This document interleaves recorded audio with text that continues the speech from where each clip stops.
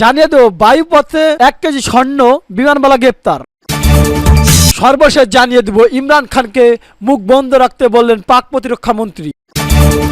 ইমরান খানকে মুখ বন্ধ রাখতে বললেন পাক প্রতিরক্ষা মন্ত্রী। এবার শুনুন বিস্তারিত। পাকিস্তানের প্রতিরক্ষা মন্ত্রী গাজা আসিফ বলেছেন, রাজনীতি উত্তেজনা কমাতে তেহরিত ই ইনসাফের পিটিআই প্রতিষ্ঠান ও সাবেক প্রধানমন্ত্রী ইমরান খানকে মুখ বন্ধ রাখতে হবে। আমি মনে করি পিআইটি প্রতিষ্ঠান উত্তেজনা বাড়াতে চায়। ইমরানের অফিসিয়াল এক্স অ্যাকাউন্ট শেয়ার করা একটি পোস্টের পরিপ্রেক্ষিতে তিনি কথা বলেন। ওই পোস্টে ইমরানকে উদ্ধৃত করে বলা হয়, প্রত্যেক পাকিস্তানি উচিত হামিদুর রহমান কমিশনের রিপোর্ট পড়া এবং সে সত্যিকারে বিশ্বাসঘাতক জেনারেল ইয়াহিয়া খান নাকি শেখ মুজিবুর রহমান তা জানা। গাজা আসিফ বলেন, 2023 সালে আগস্ট থেকে আদিয়ালা কারাগারে বন্দী ইমরান আবারও 9 মেয়ের মতো পরিস্থিতি তৈরির চেষ্টা করেছেন। বাংলাদেশের সাবেক রাষ্ট্রপতিকে নিয়ে করা টুইটটি প্রত্যাহারের চেষ্টা চলছে। ব্যারিস্টার গওহর খান পিটিআই চেয়ারম্যান জানিয়েছেন, টুইটটি করার আগে সোশ্যাল মিডিয়া টিম অনুমতি চায়নি। মন্ত্রী জানান, বাংলাদেশ রাজনীতিবিদের ইতিহাস ও পূর্ব পাকিস্তানের ট্র্যাজেডি নিয়ে তার বিভিন্ন একটি অবস্থান রয়েছে। ইমরান ও তার দলের সমালোচনা করে তিনি বলেন, পূর্ব পাকিস্তানের ট্র্যাজেডি অতিরঞ্জিত করে আপনারা উত্তেজনা বাড়াতে চান। খাজা আসিফ বলেন, রাজনীতি হোক বা খেলাধুলা, যারাই তার সঙ্গে ভালো করেছেন তাদের প্রত্যেককে তিনি ধ্বংস করেছেন।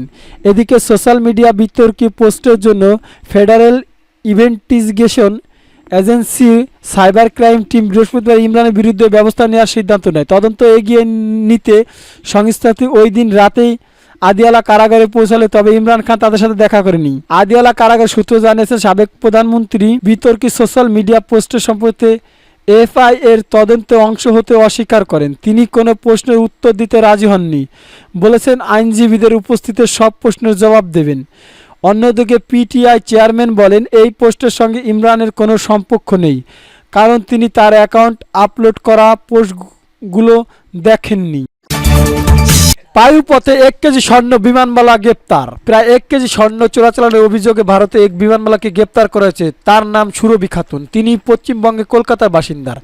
ভারতীয় গণমাধ্যম খবরে বলা হয়েছে, ওমানের মাস্কট থেকে কেরালা কান্নুর স্বর্ণ নিয়ে গিয়েছিলেন সুরভি। এই ঘটনাকে তাকে গ্রেপ্তারের পর আদালতে পাঠানো হয়েছে। তাকে 14 দিনের জেল হেফাজতে পাঠানো হয়েছে। বর্তমান ওই বিমানবালা কান্নুরে নারী জেলে রয়েছে। Director of the revenue intelligent DRI জানিয়েছেন, বিমানবালা সুরভি বায়ুপথে ছিল ওই স্বর্ণ। 28 মে কান্নুর আন্তর্জাতিক বিমানবন্দরে নেমেছিল তিনি। সুরভি তল্লাশি করে প্রায় 960 গ্রাম স্বর্ণ মেলে।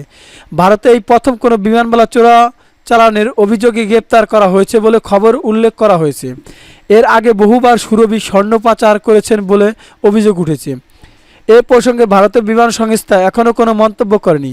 ঘটনার নেপথ্যে কেরালায় পাচারকারী গোষ্ঠী থাকতে পারে বলে ধারণা করেছেন তদন্তকারীরা।